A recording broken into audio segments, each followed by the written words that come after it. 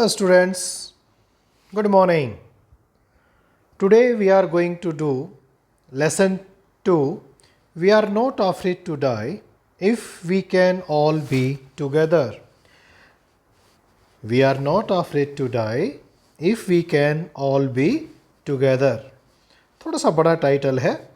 Written by Gordon Cook and Alan East. Students, this side Surinder Kumar, lecturer in English.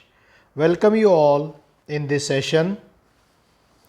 Let's see what the lesson says. सबसे पहले writer के बारे में जानते हैं. Gordon Cook and Alan East हैं. तो गॉर्डन कुक का birth 1978. Gordon Cook 2 time Canadian Olympic sailor हैं. इन्होंने 49 एयर क्लास में ओलंपिक गेम्स में कनाडा को 2 बार रिप्रेजेंट किया है. यानी जो हमारे राइटर हैं इस लेसन के, ये ओलंपिक सेलर हैं जिन्होंने ओलंपिक में कनाडा को रिप्रेजेंट किया है. दूसरे हमारे राइटर हैं इसी के ही, एलन ईस्ट. वो सीनियर लेक्चरर हैं in law and works passionately to support access to justice. यानी जस्टिस हर स्तर पर पहुँचे, इसके लिए उन्होंने काम किया है. इन 2016 he became a director of Coventry Independent Advice Services. तो इन 2 लोगों ने मिलकर इस लेसन को लिखा है. चलिए देखते हैं इस लेसन में आपके लिए क्या है और आप इस लेसन को बेहतर तरीके से कैसे समझ पाएंगे. तो सबसे पहले बैकग्राउंड जानते हैं. राइटर्स को जानने के बाद हमें लेसन की बैकग्राउंड पता होनी चाहिए. एक एडवेंचरस स्टोरी है, साहसिक कहानी है, जहाँ पर राइटर और उसकी फैमिली सी वॉयज करते हैं, एक समुंदर की यात्रा करते हैं. This is the story of a family. एक परिवार की कहानी है जिन्होंने अपनी जीवन काल का सबसे बुरा चैलेंज फेस किया, लेकिन इकट्ठे. परिवार में जितने मेंबर थे सब ने एक साथ अपने उस चैलेंज का डट कर सामना किया. और उनमें सबसे छोटा जॉन या जोनाथन, 7 साल की बेटी सुजैन, जिन्होंने इस खतरे को बहुत संभल कर इसका मुकाबला किया. उन्होंने कभी कंप्लेंट नहीं की अपनी डिफ़िकल्टीज़ की कि वो किस तरह के हालात में हैं. जैसे जैसे आप स्टोरी को पढ़ते जाएंगे, आगे बढ़ते जाएंगे, आप ये जानेंगे कि ये जो 2 बच्चे हैं, 6 ईयर का जोनाथन और 7 ईयर की सुजैन, इन्होंने कितने बहादुरी के साथ उस खतरे की घड़ी में अपने पेरेंट्स का साथ दिया. So let's move to the story and see what happens in the story. Character कौन कौन है? Writer himself, 37 years of age, his wife Mary, son Jonathan already हमने डिस्कस कर लिया 6 ईयर्स, डॉटर सुजैन 7 ईयर्स. और बाद में उन्होंने केप टाउन से 2 सी मैन को उन्होंने हायर किया ताकि सदर्न इंडियन ओशन की लहरों का मुकाबला कर सकें. और वो 2 व्यक्ति थे, लैरी विजिल एन अमेरिकन और हर्ब सेगलर ए स्विस. पर्पस क्या था जर्नी का? क्यों जर्नी करना चाहते थे ये? क्योंकि राइटर और उसकी वाइफ का एक सपना था कि कैप्टन जेम्स कुक, जो फेमस एक्सप्लोरर रहे, जिन्होंने राउंड द वर्ल्ड जो है 200 साल पहले एक यात्रा की थी, उस यात्रा को डुप्लीकेट करना चाहते थे. उस यात्रा जैसी ही एक यात्रा करना चाहते थे. स्टूडेंट्स, मैंने पढ़ा तो यहाँ तक ये भी है कि जो हमारे राइटर हैं गॉर्डन कुक, ये कैप्टन जेम्स कुक के का जो डिसेंडेंट थे, यानी ये उसी के परिवार में आगे की जो पीढ़ियों में थे. यानी कैप्टन जेम्स कुक ने 200 साल पहले जो यात्रा की थी उसको डुप्लीकेट करना चाहते थे. उसी यात्रा को एक बार उसी तरीके से करना चाहते थे. ये इनका सपना था, पति और पत्नी दोनों का. क्या प्रिपरेशन की उन्होंने? देखिए, जब भी कोई आप बड़ी यात्रा पर जाते हैं, बड़े काम करते हैं, तो उसके लिए आप बहुत प्लानिंग की ज़रूरत होती है. हर तरह की प्लानिंग आपको करनी होती है. और सबसे बड़ी प्लानिंग इन्होंने 16 साल तक क्या किया, ब्रिटिश वाटर्स के अंदर अपनी जो तैराकी की जो स्किल्स हैं, जो नाव को चलाने की स्किल है, जो खतरे हैं, उन स्किल्स को हॉन किया। हॉन किया मीनिंग उन स्किल्स को इन्होंने निखारा।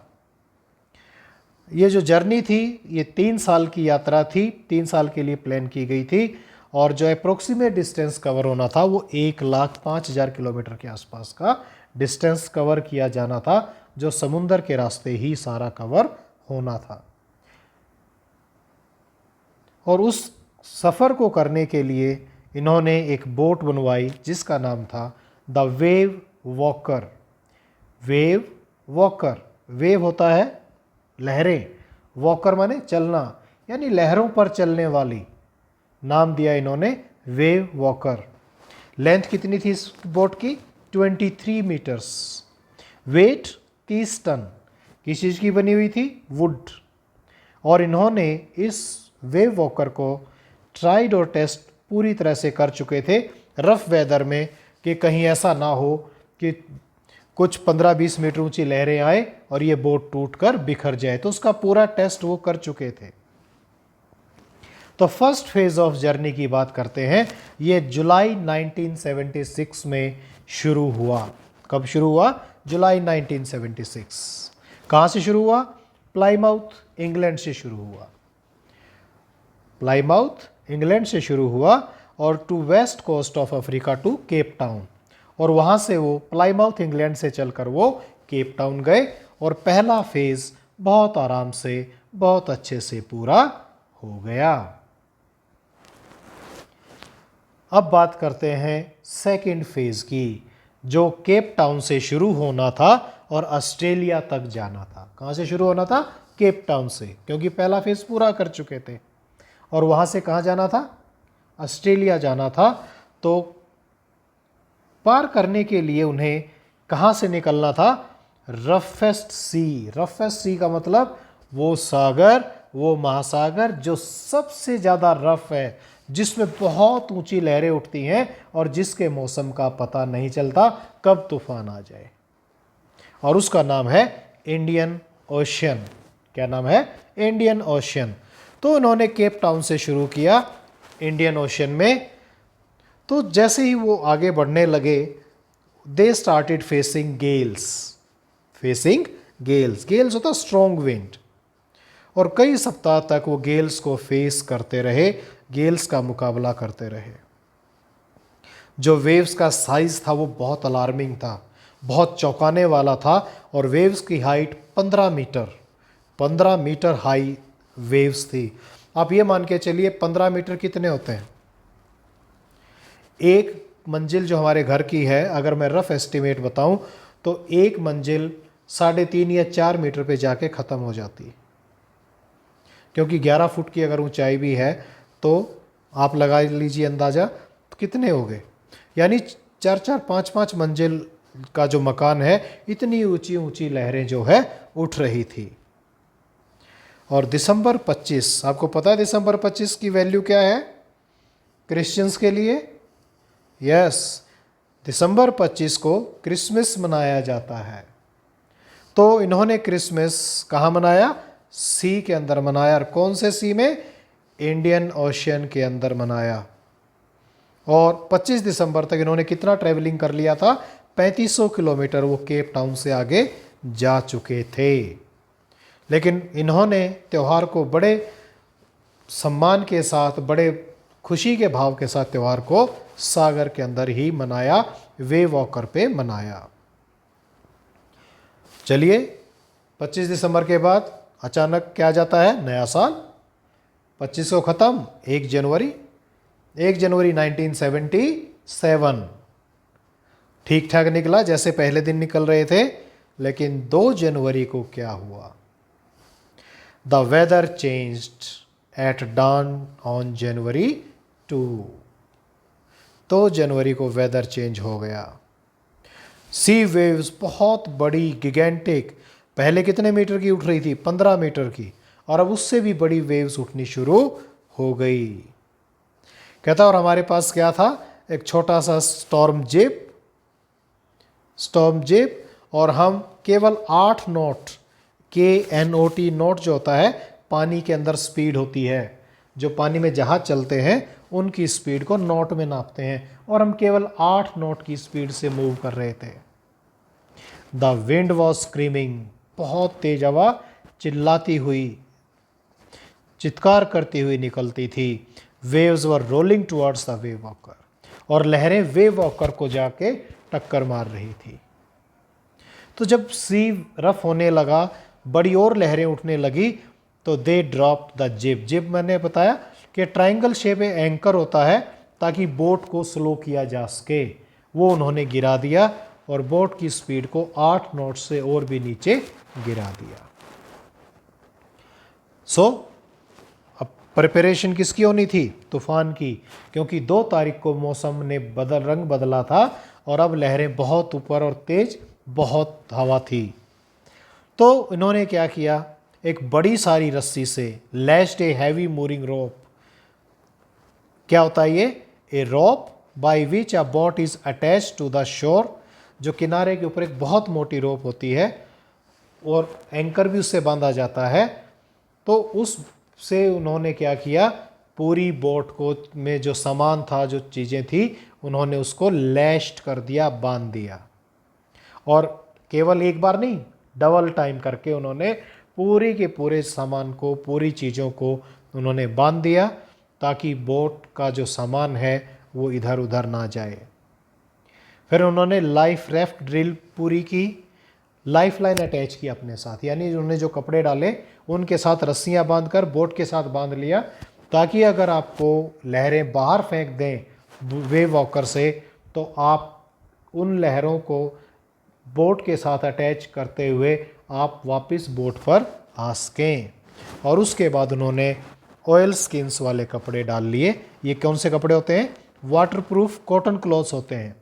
ये बहुत हैवी कपड़े होते हैं विद ऑयल, और इनके साथ इन्होंने लाइफ जैकेट्स को डाल लिया। यानी उन्होंने अपने तूफान की पूरी तैयारी कर ली कि अगर तूफान स्ट्राइक करता है तो we are ready to face the storm. 2 जनवरी शाम 6 बजे अचानक क्या हुआ? Wind suddenly dropped. जो तेज हवा चल रही थी दिन में 2 जनवरी को 6 बजते ही वो हवा एकदम शांत हो गई। तो स्टूडेंट्स, आप अंदाजा लगा सकते हैं तूफान से पहले की खामोशी क्या होती है।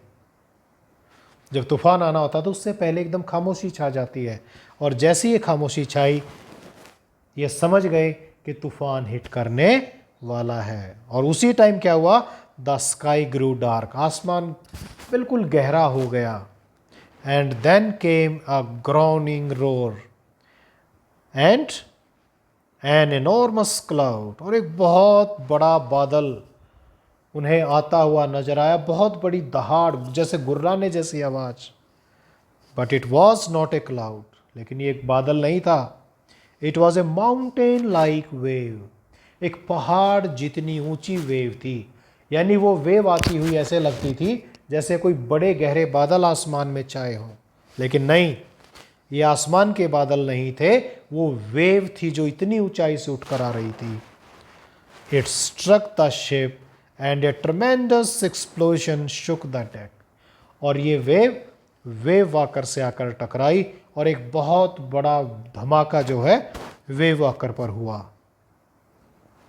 राइटर का जो सिर था स्मैश्ड इनटू द व्हील, इतनी जोर से पानी ने टक्कर मारी कि राइटर का सिर व्हील से जाकर लगा। और क्या हुआ? और उसको उड़ाते हुए वेव वॉकर से बाहर पानी में फेंक दिया। ही स्टार्टेड लूजिंग कॉन्शियसनेस, सिर लगा था जोर से तो उसकी कॉन्शियसनेस लूज होने लगी। अचानक लगा कि वो बेहोश हो रहे हैं, बट वो बच गए और धीरे धीरे उनका सिर पानी से बाहर आया। और जब वो पानी से बाहर आए तो उन्हें देखा कि वो पानी से वेव वॉकर से थोड़ा दूर हैं और उनकी बोट डूबने वाली है, कैप्साइजिंग, नियर अबाउट डूबने वाली है। उसके जो मास्ट थे, यानी वेव वॉकर जब पहले पानी पे चल रही थी तो मास्ट वर्टिकल खड़े थे सीधा, जिससे कपड़ा आपने देखा होगा कि बहुत ऊंचा एक मंच होता है, एक पोल लगा होता है जिस पे कपड़ा बंधा होता है, उसको मास्ट बोलते हैं। तो उस मास्ट वो जो है हॉरिजेंटल हो गया था, यानी पानी के समानांतर हो गया था, यानी वेव वॉकर टेढ़ी हो चुकी थी और ऐसे लगता था डूबने वाली है। लेकिन राइटर की जो जैकेट थी वो काम कर रही थी, उसने उसे डूबने नहीं दिया। उसने अपनी रेल्स को पकड़ा, वेव वॉकर को पकड़ा और बोट में वापस आ गए। और जब बोट पर वापस आए तो उन्हें क्या पता लगा कि उनकी जो रिब्स थी, पसलियां थी, वो टूट चुकी थी और मुंह खून से भरा हुआ था और कई सारे दांत उनके टूट गए थे। यानी अभी एक ही वेव आकर जोर से टकराई थी और उसने इतनी बुरी तरह तहस नहस कर दिया था। लेकिन उन्होंने अपना हिम्मत नहीं हारी and he was ready to face another wave. कहता अभी तो एक ही वेव आई है और दूसरी वेव भी कभी भी आकर वेव वॉकर से टकरा सकती है।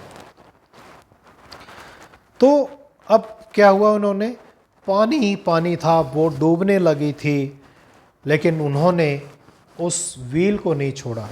देखिए जहाज़ को भी जब चलाया जाता है, पानी के अंदर भी चलाते हैं, तो उस पर भी व्हील लगा होता है, जैसे स्टीयरिंग लगा होता है हमारी गाड़ियों में, तो बिल्कुल वैसे एक व्हील लगा होता है जिससे उसको डायरेक्शन देते हैं। तो उन्होंने व्हील को नहीं छोड़ा। उसकी वाइफ मैरी वो बाहर आई, वी आर सिंकिंग, हम डूब रहे हैं, decks are smashed, we are full of water. यानी वेव वॉकर पूरी तरह से जो है उसमें पानी घुसने लगा था। कहीं से उसका जो डेक थे वो टूट गए थे और समुद्र का पानी वेव वॉकर के अंदर एंटर करने लगा था। Larry and Herb were pumping water like madman. Larry और हर्ब कौन है? जो इन्होंने दो सी मैन को हायर किया था। वो पागलों की तरह लगे हुए हैं पंप करने पानी को, ताकि जितना ज़्यादा पानी बाहर निकले वेव वॉकर को डूबने में समय लगे और स्थितियाँ कंट्रोल में आए। ब्रोकन टिम्बर्स, टिम्बर्स माने लकड़ी, जो लकड़ी की नाव बनी हुई थी और वेव वॉकर जो तूफान से टकराई थी भयंकर स्पीड से, तो उस वेव्स ने वेव वॉकर को तोड़ दिया था और जो लकड़ी जहाँ से टूटी थी उसके जो एंगल निकले हुए थे वो बहुत बुरी तरह से निकले हुए थे और वो एंगल्स अगर बहुत ज़ोर के झटके लगे कोई आसपास हो तो वो उस इंसान को भी नुकसान पहुंचा सकते थे।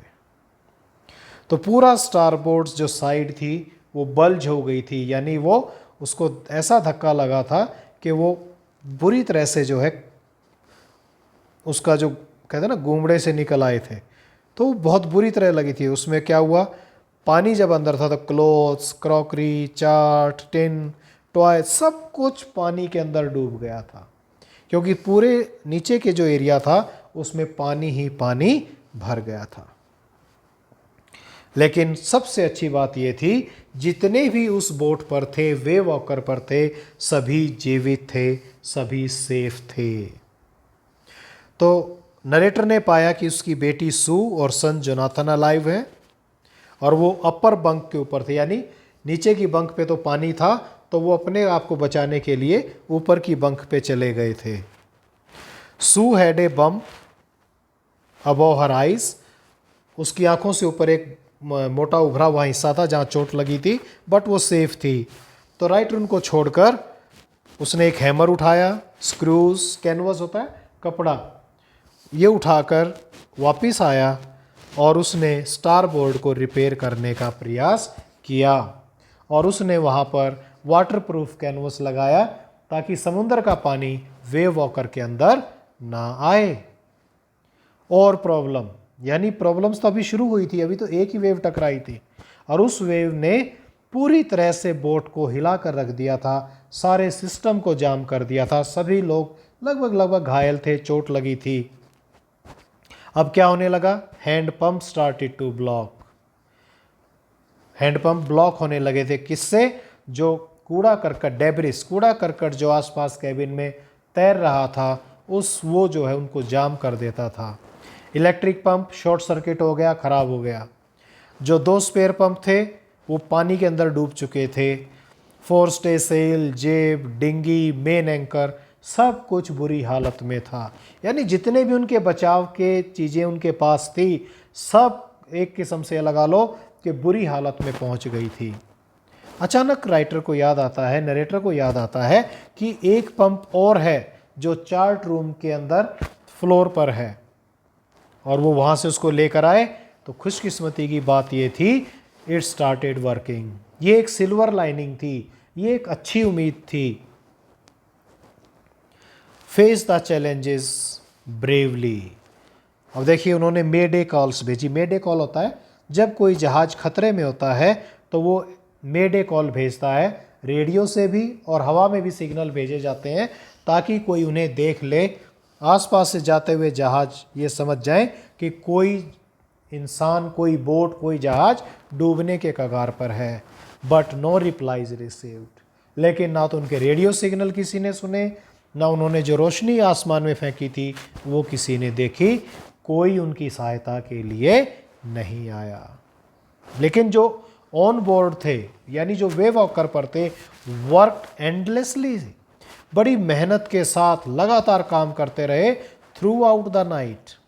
यानी शाम को 6 बजे हिट हुए थे और सारी रात वो लगातार काम करते रहे। They were pumping out the water to control the level of waters in the boat. सारी रात पंप से पानी निकालते रहे ताकि उस पानी को जो अंदर आ रहा था उसके लेवल को कंट्रोल किया जा सके। सू वॉज हर्ट, बट वो एक करेजियस गर्ल थी। उसने जो उसकी बाजू पर कट लगे थे वो उसने नहीं दिखाए। क्यों? क्योंकि अगर वो उनको दिखाती, वो रोती, तो उसके पिता का ध्यान भटकता और उनको बचाने का जो प्रयास किया जा रहा था तो उस प्रयास में कहीं ना कहीं बाधा आती। यानी वो बच्ची इतनी समझदार है। 3 जनवरी शाम को 2 जनवरी को हिट हुए। मॉर्निंग ऑफ 3 जनवरी को क्या था, जो पानी का लेवल था वो अंडर कंट्रोल था। Now they can take 2 hours sleep 1 by 1 in rotation. अब वो रोटेशन में कुछ नींद ले सकते थे, उन्होंने किया। उन्हें धीरे धीरे भी पता लगा कि कोई और लीकेज भी है, वाटर लाइन के नीचे भी लीकेज हो रही है थोड़ी थोड़ी। All the main rib frames of the boat were smash down. और जो आप कहते हैं ना, जैसे हमारी रिब्स होती हैं, पसलियाँ होती हैं, सेम ऐसे ही जो बोट की जो रिब्स थी वो सारे के सारे जो है स्मैश, टूट चुके थे टू द कील। कील माने फ्रेमवर्क जो है बोट का, दैट सपोर्ट द फ्रेमवर्क। वो उस फ्रेमवर्क को जो सपोर्ट करता है कील, वो सब कुछ टूट चुका था या बहुत कमज़ोर हो गया था। कुछ पार्ट बचा हुआ था, कुछ पार्ट टूट चुका था, क्योंकि अगर सारा टूट जाता तो पूरी बोट क्रैश हो जाती, लेकिन वो कमज़ोर हो गई थी। But now they have survived for 15 hours, यानी 15 घंटे से वो जीवित थे, यानी 15 घंटे वो मुकाबला कर चुके थे। और उन्हें ऐसा लग रहा था कि ये बोट शायद ज़्यादा देर तक ना चले, और वो अब ऑस्ट्रेलिया पहुंचने की स्थिति में नहीं थे। तो अब राइटर के पास क्या ऑप्शन बचे कि वो बैठ जाए, हार मान ले, अपने आप को मौत के हवाले कर दे, या वो अपने प्रयास चालू रखें, अपने प्रयास शुरू करें। अब यह तो हो नहीं सकता ना कि बोट को भगा लें, क्योंकि बोट बुरी तरह डैमेज थी और वो किसी भी पल डूब सकती थी। ज़्यादा उस पर जोर लगाएंगे, ज़्यादा उस पर ताकत से उसको चलाने की कोशिश करेंगे तो हो सकता है वो टूट जाए। तो नरेटर ने checked his chart and made some calculation. उसने अपने चार्ट चेक किए, कुछ और कैलकुलेशन करने लगी, और उसने क्या कैलकुलेट किया कि यहाँ आसपास कुछ 100 किलोमीटर के एरिया में पूर्व की तरफ कुछ 100 किलोमीटर, यानी 100, 150, 200, 250 किलोमीटर के आसपास जो है 2 आइलैंड हैं छोटे छोटे, और नाम है, एक जो आइलैंड है उसके ऊपर फ्रेंच साइंटिफिक बेस है, जहाँ पर फ्रांस के साइंटिस्ट रिसर्च वर्क करते हैं, और उसका नाम है आइल एम्स्टर्डम। क्या नाम है? आइल एम्स्टर्डम।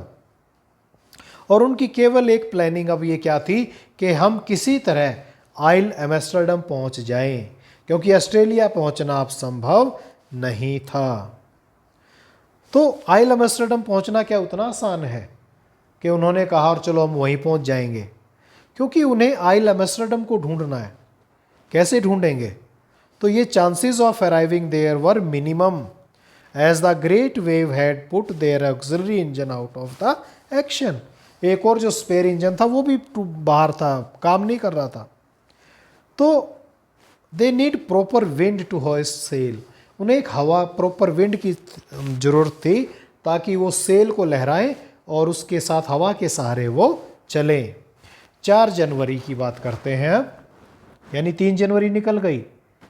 अब पानी को वो 36 घंटे से पंप आउट कर रहे थे।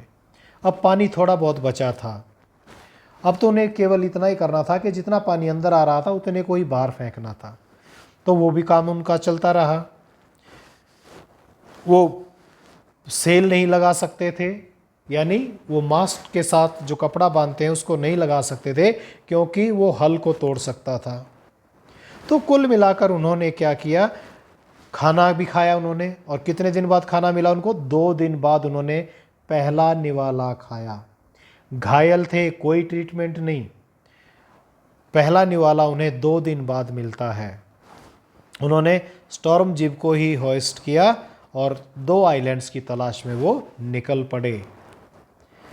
4 बजे क्या हुआ, दोबारा से ब्लैक क्लाउड जो है आने लगे और विंड की जो स्पीड थी वो 40 नॉट थी, यानी बहुत तेज हवा चल रही थी और सी की जो वेव्स थी वो दोबारा से ऊपर उठने लगी थी। लेकिन जनवरी 5 आते आते सिचुएशन और ख़राब हो गई, यानी स्थिति बहुत अच्छी नहीं चल रही थी, बहुत बुरी स्थिति में चल रहे थे। 5 जनवरी को राइटर अपने बच्चों के पास जाते हैं। John's asked, daddy are we going to die, क्या हम मरने वाले हैं?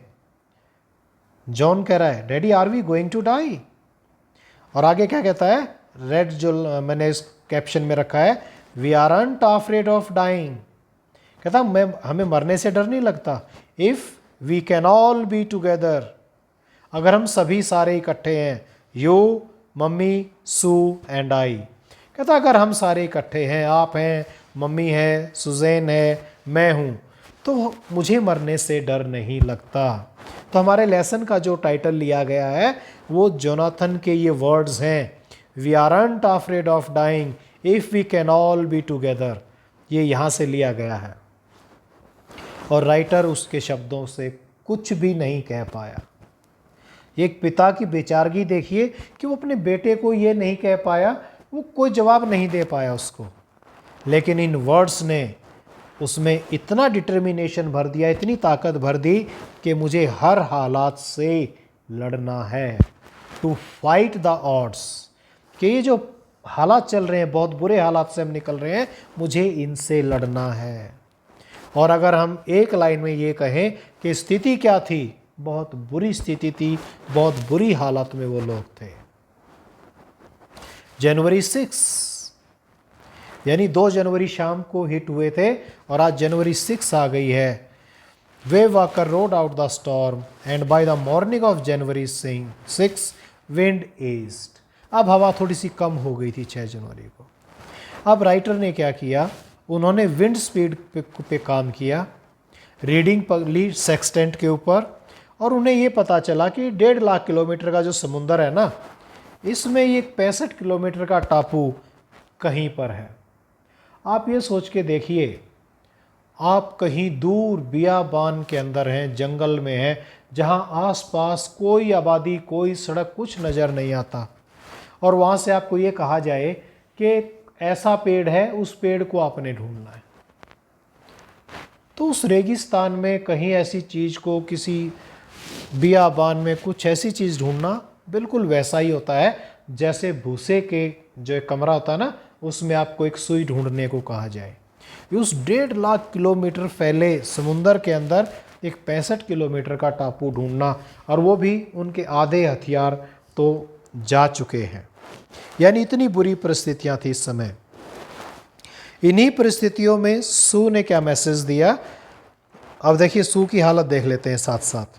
सू का हेड सूज चुका था लेफ्ट साइड से, आंखें सूज चुकी थी, यानी उसके सिर में भी सोजिश थी, आंखों में सोजिश थी, लेकिन उसने एक कार्ड बनाया और अपने फादर को दिया।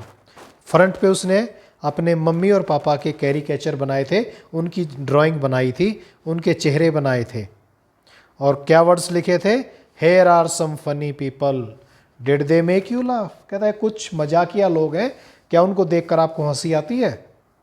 लेकिन अंदर जो मैसेज था वो ध्यान से जान लीजिए आप। Oh how I love you both, मैं आपको बहुत प्यार करती हूँ। So this card is to say thank you, यानी मैं इस कार्ड के माध्यम से आपका थैंक यू करना चाहती हूँ। And let's hope for the best, और हम बहुत अच्छे की उम्मीद करते हैं, हम जल्दी ही इन परिस्थितियों से बाहर निकल जाएंगे। But I love you both. अब वेस्टर्ली विंड्स पे उन्होंने कैलकुलेशन की, तो नरेटर चेक और रीचेक किया अपनी कैलकुलेशंस को। About 2 PM he asked Larry to steer a course of 185 degrees.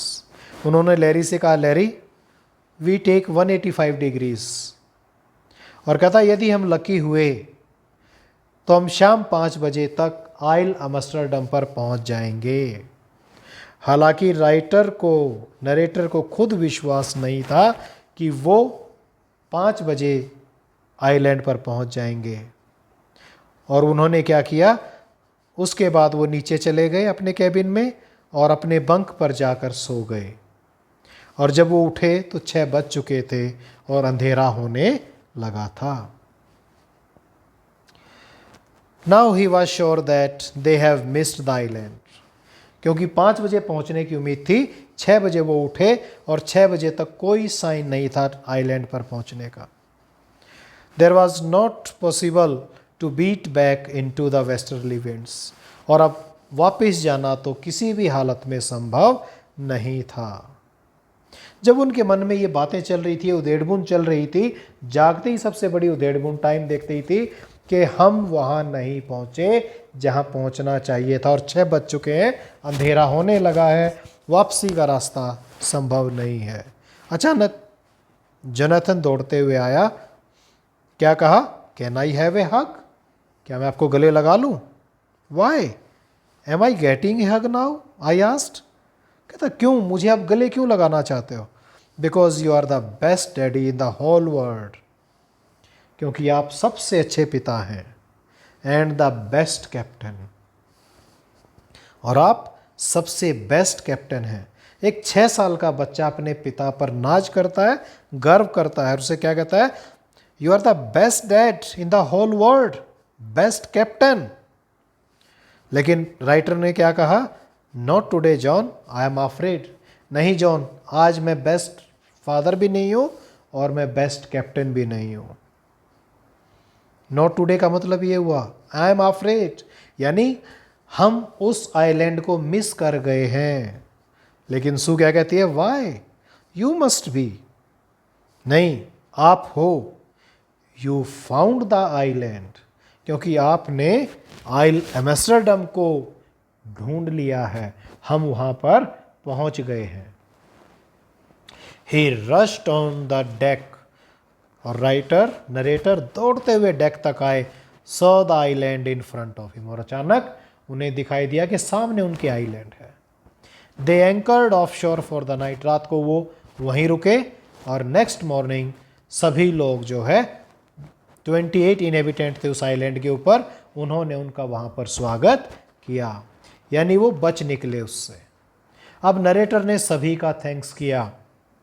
सबसे पहले थैंक्स किया लैरी और हर्बी का, जो बहुत चीरफुल रहे, ऑप्टिमिस्टिक रहे डायरेस्ट टाइम्स।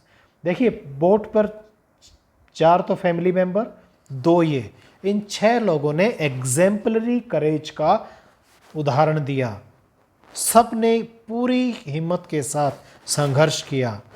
वो चीरफुल भी रहे, वो ऑप्टिमिस्टिक रहे, हिम्मत कभी नहीं आ रही।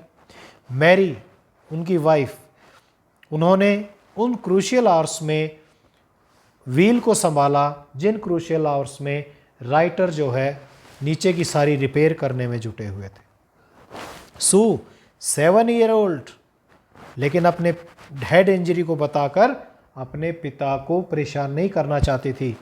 और नरेटर ने क्या बताया कि सू के 6 ऑपरेशन करने पड़े ताकि उसके ब्रेन में जो क्लॉट जम गए थे उनको हटाया जा सके। और 6 ईयर ओल्ड जोनाथन जो कहता है we are not afraid to die, मैं मरने से डर नहीं लगता हमें। अब स्टूडेंट्स, लेसन क्या है हम लोगों के लिए, हमें क्या सीख मिलती है, हम क्या जान पाए इस लेसन से? हम सब के जीवन में एक टाइम आता है जब मुसीबतें एक के बाद एक के बाद एक के बाद मुसीबतें हम पर हमला करती हैं, हम घिरे होते हैं और हमारी हालत बहुत बुरी होती है। हम डिप्रेशन में होते हैं, बचना चाहते हैं, हम भागना चाहते हैं। लेकिन जो लोग उन मुसीबतों के सामने आकर खड़े होते हैं, कहते आ मैं सामने खड़ा हूं, उनको फेस करते हैं, वही विजेता होते हैं। ना उन्हें नशा करना पड़ता है, ना उन्हें नींद की गोलियां खानी पड़ती हैं, ना उन्हें मतलब शराब के नशे में रहना पड़ता है। मतलब वो लोग सामना करते हैं और विजयी होते हैं। केवल केवल केवल एक चीज़ हमें चाहिए, हमें इतनी हिम्मत होनी चाहिए कि हम आखिरी सांस तक उस समस्या के सामने जाकर खड़े हो जाएं। हम उस समस्या के सामने खड़े हैं तो हम विजेता हैं। फिर वो समस्या हमें हरा नहीं सकती, हमें भगा नहीं सकती। क्यों? क्योंकि ब्रेव डिजर्व्स द विक्ट्री, बहादुरों की ही जीत होती है। कायर लोग जीता नहीं करते, वो तो पीठ दिखाकर भाग जाते हैं। तो ये जो फाइटिंग स्पिरिट है हमारे अंदर जो होनी चाहिए, ये हमारे बैलेंस ऑफ माइंड को बनाकर रखती है। जब हम ये डिसाइड करते हैं कि मुझे लड़ना इस समस्या से, मुझे इसका समाधान करना है, मुझे इसके सामने जाना है, तो आप ये मान लीजिए कि आपकी समस्या दूर हो गई। आपको एक छोटी सी समस्या बताता हूँ, आपके स्कूल की समस्या। अगर आपने काम नहीं किया, आपसे गलती होगी, चलिए मान लेते हैं, और आपको अपने पिता के सामने, माँ के सामने जाना है, आपके टीचर के सामने जाना है, आप बचने का प्रयास कितना करेंगे? आप कितनी झूठ बोलेंगे? आप स्वीकार करें कि गलती आपसे हुई। एक बार गुस्सा कर लेंगे, एक बार धमका लेंगे, क्या होगा? ज़्यादा ज़्यादा 2 थप्पड़ लगा देंगे, इससे ऊपर तो कुछ नहीं है ना। लेकिन अगर एक बार आपने गलती मान ली तो आप में क्या चेंज आएगा? सुन लीजिए, एक चेंज आप में यह आएगा कि आप अपनी लाइफ में खतरों के सामने खड़े होना सीख जाएंगे। नंबर 2, आपकी गलतियां अपने आप कम हो जाएंगी। टीचर को के सामने जाकर कहिए, सर मैम आज मेरा काम नहीं हुआ, ये प्रॉब्लम थी। यह नहीं कि आप रोज बहाना बनाने लगे। तो आप ब्रेवली उस समस्या के सामने अगर खड़ा होना शुरू होते हैं तो जीवन भर आप खड़े रहेंगे और जीवन भर आपकी समस्याएं आपके पीछे चलेंगी, आपको घेर कर नहीं चलेंगी। तो जब बैलेंस ऑफ माइंड हमारा बनता है तो हम चीज़ों को कैलकुलेट करना सही सीखते हैं, हम इलाज करते हैं उनका। सो स्टूडेंट्स, मेरी सजेशन ये है कि कभी आपकी प्रॉब्लम के सामने हथियार ना गिराएं, फेस करें और हम विजयी होंगे। तो students, thank you everyone, thank you very much, see you soon.